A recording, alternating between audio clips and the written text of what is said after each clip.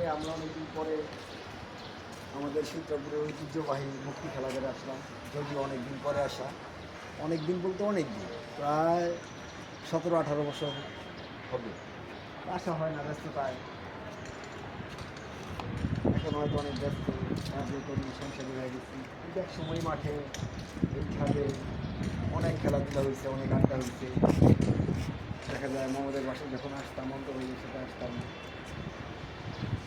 এখন হয়তো তেমন একটা আশা হয় না। যদি অনেকদিন পরে আসছিলাম, তো মনে করলাম যে যে জায়গায় এত স্মৃতি রাখছি, তো এই জায়গাটাতে একটু দেখতে। এই স্মৃতিগুলো তো সবসময় আর কী করা যায় না, হয়তো অনেক সময় কথা চলে বা কথার মধ্যে কথায় তখন আসে। তো হঠাৎ করে আজকে আবার আইসা হঠাৎ করে মনে করে গেল, তাই আসা আর আপনাদের সাথে এটা শেয়ার করা। তো আপনাদের কেমন লাগছে অবশ্যই সেটা জানাবেন। সবাইকে ধন্যবাদ, রাখি। আসসালামু আলাইকুম।